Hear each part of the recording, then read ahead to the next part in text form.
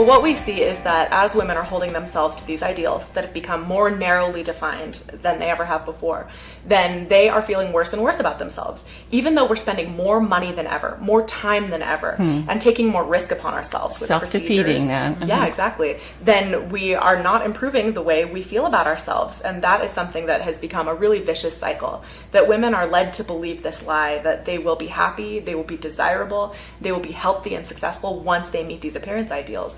Yet those ideals are unattainable for a reason, and that's because they will drive profit forever, because they are just out of reach. So we turn the focus then. Thanks. We turn the focus then away from improving our beauty and feeling more beautiful to focusing on this idea that we are not just bodies. We are not just meant to be looked at.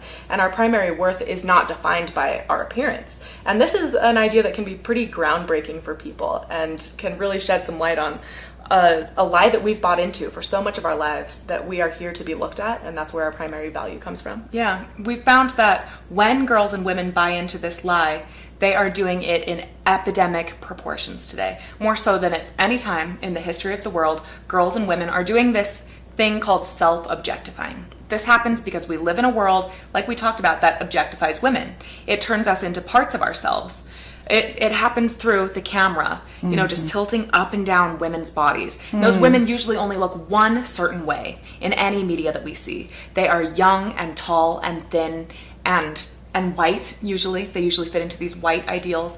It is all meant to sell products. And when we see this objectification of women happening in just major epidemic degrees, it teaches girls and women that we should view ourselves as bodies to be looked at. Exactly. So the way I describe this to people is that, let's say you are walking out of class on a beautiful day. And instead of thinking about what you need to be studying or that you need to call your mom because you haven't talked to her in a minute, you are thinking, oh my gosh, I look so disgusting today. I cannot believe I didn't wash my hair. I am sure the people walking behind me think that my greasy hair is the worst. And I need to fix my outfit. I need to adjust because people are looking at me. And so we have this new problem in today's world where women and girls are told that we can do whatever we want. Girl power, be whatever you want to be. But we are shouted at that unless we look good doing it, it doesn't count. And that is self-objectification. So girls and women's identities are doubled these days. We have to be good at whatever it is we're doing, and we have to look good doing it.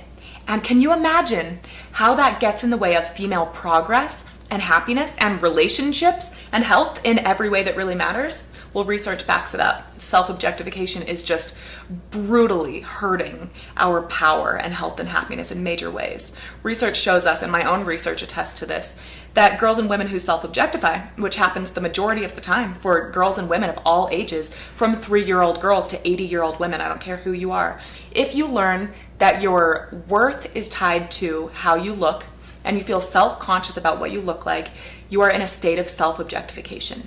And in that state where you're picturing yourself being looked at and you feel that anxiety, you do not perform as well on reading comprehension tests, on math tests, on spatial skills tests or color naming tests. You can't throw a softball as far, you can't lift as heavy as weights, the list goes on. Yes. So we are just held back in the craziest ways by this.